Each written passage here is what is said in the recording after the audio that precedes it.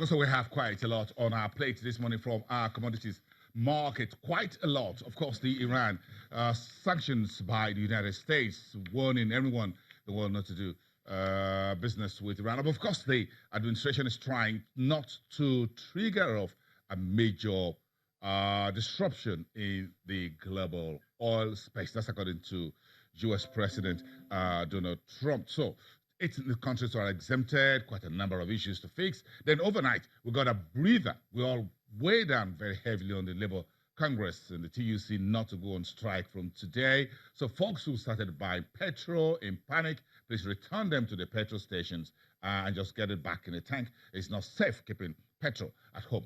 I didn't do that, fortunately. Then those of you who collected plenty of cash from ATMs, you need to go back to the banking halls and deposit those cash back. Keeping liquid cash, not too good in the States. What else have you been doing?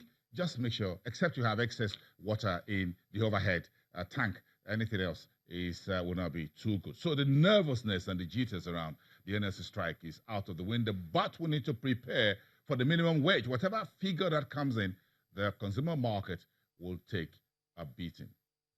Adim Okwesa is joining us from Financial Derivatives Company. He's one of the economists and research analysts live here on the program this morning. Thank you very much. It's nice to have us here. Pleasure to be Let's here. have a congratulations for the strike that never happens.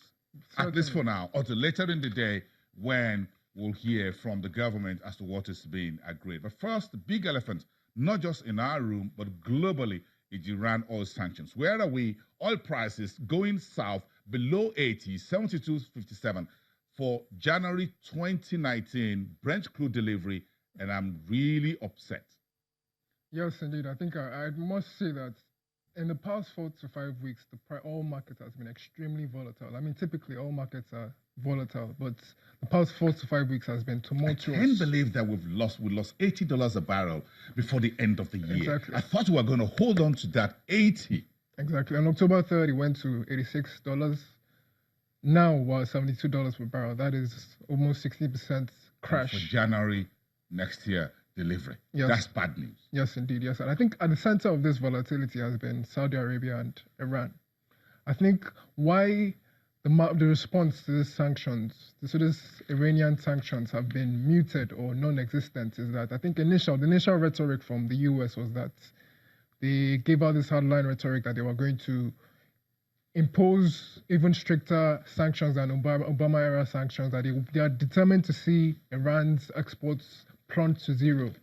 Subsequently, I think that rhetoric started to soften. I think the reality started setting that it would be virtually impossible to completely punish Iran without getting all prices to spike ridiculously high. And Washington can't afford that. Exactly. So we started seeing the US becoming more flexible with its stance. We started seeing the US grant waivers. So about 8 countries. And this, in particular, some of the big boys. Yes. China, India, Greece, yes, Turkey, South Korea, Japan.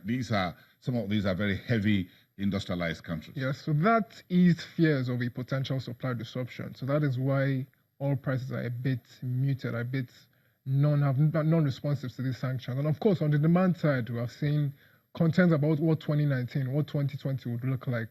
So we went up. We were all gearing for the Iran sanctions. And traders and investors were pushing oil prices all the way up. Some folks looking at 90, some looking at 100 before the end of the year. And suddenly where we are back to earth, $72 a barrel.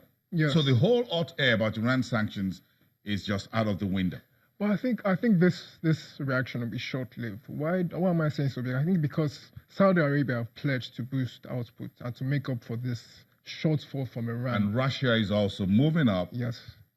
Yes. But so I'm looking for a catalyst. You want to tell me where the catalyst will be for back to 80? Maybe. I think it will be it's still uncertain whether Saudi Arabia will be able to meet up that production. Right now, they are currently producing about 10.5 million barrels per barrel.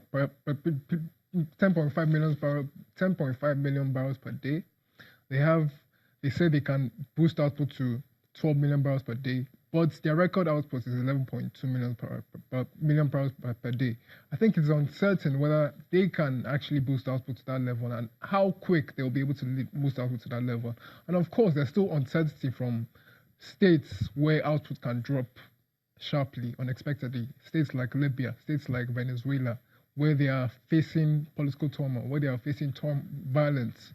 So, and of course, this is seasonally when the demand, this is a good time for demand. In the advanced economies, we have the winter is approaching, so typically demand for oil should rise. So I think as we move closer to the end of the year, oil prices should begin to increase drastically. But right now, Nigeria, we can't even benefit from these geopolitical tensions.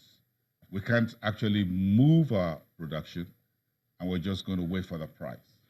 Yes, that is why it is so unfortunate that for Nigeria we can't even benefit from higher oil prices because of the double-edged sword that high oil prices are. If oil prices increase, our subsidy bill increases too. So it's unfortunate, but at $72 per barrel. Don't ever say subsidy. Call it price discovery. Yes. Okay. Yes. Thank you. That sounds a bit more. Yes. That's correct. Yes, a subsidy belongs to the past. It's under recovery of price. But again, it's a big story there, but I just wanted to spend the whole time talking about that. So we're just going to watch and see what happens. What else is making impact? The labor strike, I want us to maximize the time we have on our hands. One good news is that the NLC strike has been suspended, so there's a state of action. Yes. We don't know what will come into later today. It's been very messy minimum wage negotiations. It has been very messy indeed. I think but it's very welcoming that these two stakeholders are able to depart from their extreme ends and be able to come to a middle ground. I think so far newspapers this morning were 30,000 naira minimum wage has been agreed. I think that is actually a 70% increase. Has been agreed or was agreed, because until that committee submitted its report to the president later today, according to some news reports, then we have what the final figure will be. It hasn't been concluded yet. So, but at 30,000 naira on the table. Yes. Somehow. Yes.